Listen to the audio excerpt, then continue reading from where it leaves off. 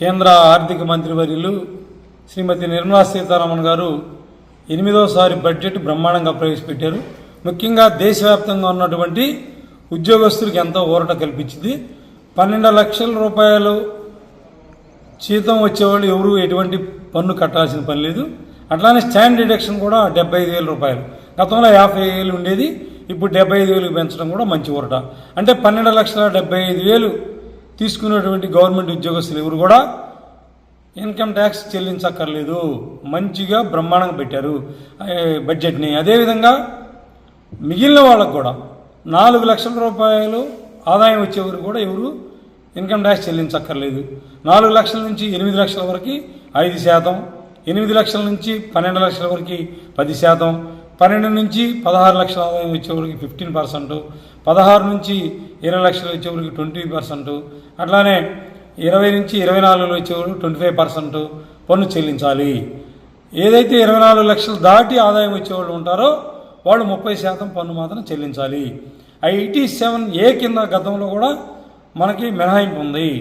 25,000 రూపాయలు income tax 87Aలో exemption ఉండేది, దాన్ని కూడా ఇప్పుడు పెంచడం జరిగింది.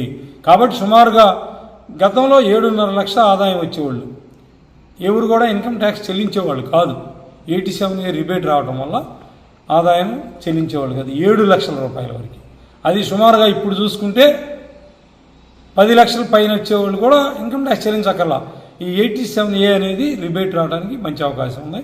అదేవిధంగా భారతదేశం మొత్తం మీద 200 క్యాన్సర్ హాస్పిటల్స్ కొత్తగా నిర్మిస్తామనేది కూడా చాలా అద్భుతమైనటువంటి ఒక బడ్జెట్లో ప్రవేశపెట్టడం గొప్పది.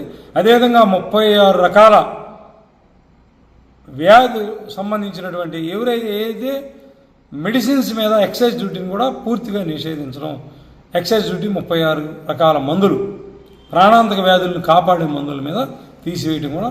అట్లానే కిసాన్ క్రెడిట్ కార్డు 5 లక్షల రూపాయలకి కిసాన్ క్రెడిట్ కార్డు ఇవ్వడం కూడా చాలా గొప్ప విషయం. అట్లానే MSME యూనిట్ వాళ్ళకు కూడా క్రెడిట్ కార్డ్స్ని ఏర్పాటు చేస్తామన్నారు, అది కూడా మంచి సుపరిమాణం. అట్లానే యూరియా ఫ్యాక్టరీని కూడా ఒకటి కొత్తగా పెడతామన్నారు. భారతదేశంలో రైతులందరి కోసం, రైతుల క్షేమం కోసం, వ్యాపారస్తులు కూడా అభివృద్ధిలోకి రావడానికి అనేక రకాల సబ్సిడీలు కూడా ప్రవేశపెట్టడం జరిగిందని ఈ సందర్భంగా తెలియజేస్తున్నా. ముఖ్యంగా నిర్మలా సీతారామన్ గారికి, ప్రధానమంత్రి మోడీ గారికి, అదేవిధంగా కూటమి ప్రభుత్వ నాయకులు చంద్రబాబు నాయుడు గారు, పవన్ కళ్యాణ్ గారికి, లోకేష్ గారికి కూడా గుంటూరు జిల్లా తెలుగుదేశం పార్టీ తరఫున, అట్లానే అధ్యక్షులు తెనాలి శ్రావణ్ కుమార్ గారు కావచ్చు, అట్లానే కేంద్రంలో సహాయ మంత్రిగా పనిచేస్తున్నటువంటి డాక్టర్ పెమ్మసాని చంద్రశేఖర్ గారు, ముఖ్యంగా ఈ యొక్క ఉమ్మడి గుంటూరు జిల్లాలో ఉన్నటువంటి అందరి ఎమ్మెల్యేలకు కావచ్చు, ఎంపీలకు కావచ్చు, వీళ్ళందరూ కూడా, ముఖ్యంగా ఎంపీలు మనకి పెమ్మసాని చంద్రశేఖర్ గారు, లావు శ్రీకృష్ణదేవరాయలు గారు, ఈ విధంగా ప్రసాద్ గారు కేంద్రంలో మంచి బడ్జెట్ని ఆంధ్రప్రదేశ్కి తీసుకొచ్చినందుకు వాళ్ళందరికీ కూడా పేరు పేరున జిల్లా తెలుగుదేశం పార్టీ తరఫున, శ్రావణ్ కుమార్ గారి తరఫున ధన్యవాదాలు.